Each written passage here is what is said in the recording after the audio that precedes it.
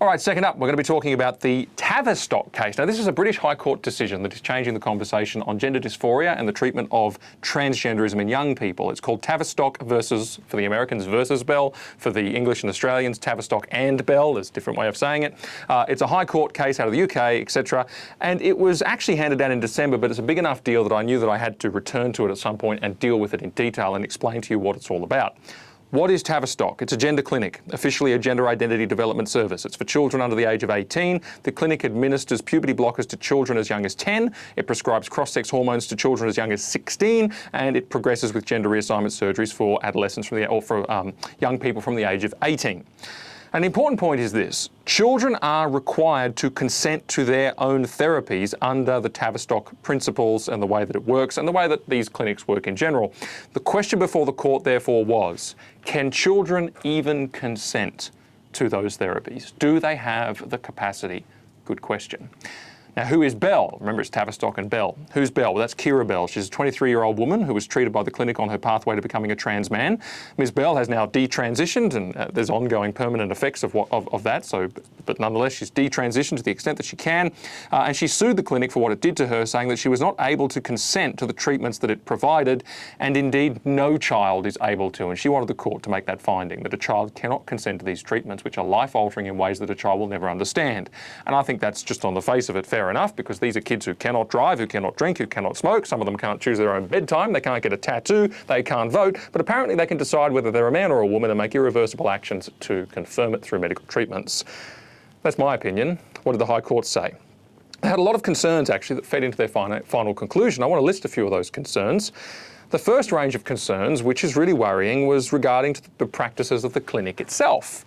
They said the clinic did not keep records sufficient, and I read the decision and they were quite sceptical of the clinic's practices in this regard, and indeed it looks like they were right. First of all, the clinic could not produce records of the ages of their patients, despite how young they are, and the experimental nature of the treatment and its profound impact. I mean, these kids are under 10, a lot of them. Secondly, the clinic did not keep records of how many of the children who came to it had autism. And that's a big issue because many of these children have autism, and the question is, well, hang on, is it the autism that's the issue or the gender dysphoria that's the issue? But they couldn't tell the court how many had autism, even though many do.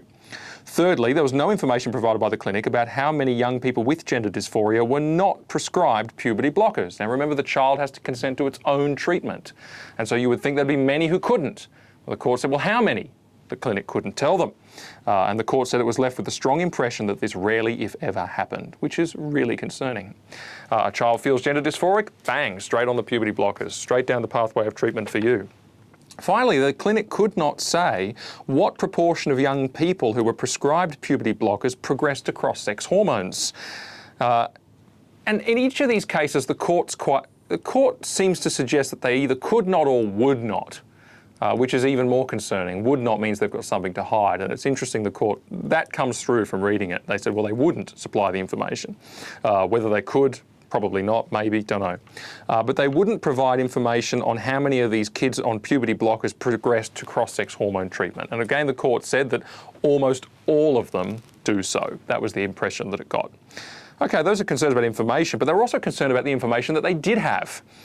And here's some of it. Between July 2019 and June 2020, so roughly a 12-month period, 161 children were referred to the clinic for puberty blockers.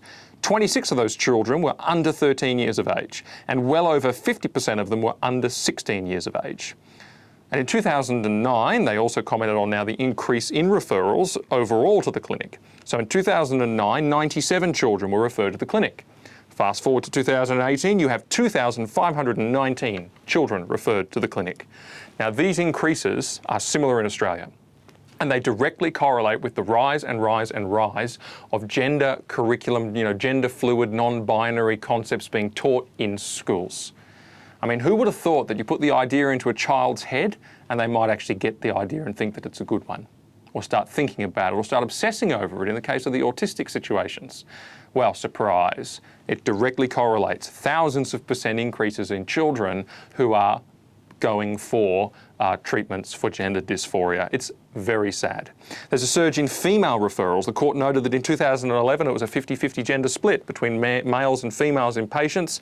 By 2019, so not that many years, was that 8 years or something? 76%, more than 3/4 of patients were female. That is also a global trend, and there's specific reasons why young girls might be more vulnerable to these sorts of narratives. Again, it's very, very sad. More broadly, however, referring to the evidence for puberty blocker treatment in general, the court said the following. The court said puberty blockers cause a person to miss a period of normal adolescent development which can never be recovered or reversed. Now, that's important. Can never be recovered or reversed. They miss a period of normal adolescent development. They said that puberty blockers almost always result in a person progressing to cross-sex hormones, which are, quote, to a very significant degree not reversible. Okay, so that pretty much is the guaranteed pathway, except in rare cases. They said they agreed that there is no firm evidence to demonstrate the efficacy of puberty blockers, nor to properly understand their short and long-term consequences. They made the point there's barely any literature to help understand what are the consequences of this treatment long-term. It's very hard to say. They also agreed that puberty blockers cause gender dysphoria to persist, or they suggested it was a strong possibility, because of the evidence that if you don't use puberty blockers, the issue resolves itself in the vast majority of young people. And in this way, they speculated that puberty blockers may be confirming gender dysphoria by ensuring that that young person does not experience adolescence. That is also concerning. They said that the consequences of the treatment are, quote, highly complex and potentially lifelong and life-changing in the most fundamental way imaginable. Now, they also made the point that gender dysphoria is not a physically manifesting condition, it's psychological, and yet the treatments have biological and physiological consequences, which doesn't seem to make sense. Look, I say all that, this is what the High Court of the United Kingdom is saying. I say all that because we need to really come face to face with how serious this matter is. And the court was therefore well and truly doubting whether a child can consent to puberty blocker treatment. And specific factors they mentioned they were concerned over were, one, the fact that the consequences are not even fully understood by adults.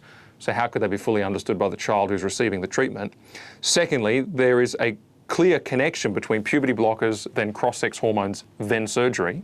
Thirdly, the loss of fertility issue is something that a child couldn't possibly understand the implications of, and also the impact on sexual function the same. And they made this point that understanding the basic concepts is not the same as understanding how they will affect your adult life when you are a child. That level of understanding, they were sceptical whether a child could ever achieve it. And they concluded that for a young person under 16, there would be enormous difficulties understanding and weighing the implications of puberty blocker treatment. For children between 14 and 15, they said it was doubtful they could consent. For children under 13, they said it was highly unlikely. Now, in the world of legal speak, you don't tend to get stronger than that, so that's pretty strong. But of course, in different legal contexts, those words can still, there's a little bit of wiggle room in them, but they're pretty strong in the legal universe.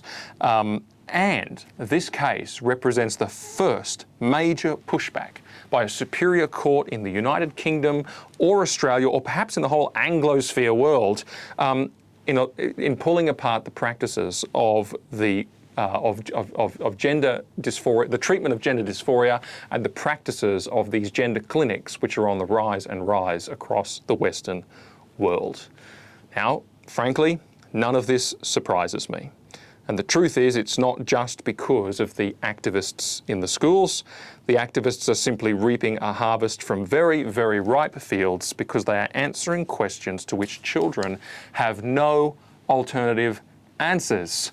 In other words, what is a man? What is a woman? No one has the guts to answer the question except the gender-bending activists going into your child's school, or writing books for the book club, or writing scripts for Disney, and all this kind of stuff. So I'm going to give some of those answers in the next segment. But meanwhile, that was the truth about the Tavistock case, which is finally starting to change the conversation around the treatment of gender dysphoria in young people. We have a long way to go But hey, small beginnings. Let's rejoice over that. Thank you for watching. Please like and subscribe by hitting the icons below, and make sure you hit the grey bell as well so you get notified when there's a new video. And if you want to watch more, you can click on the links right about here. Thank you.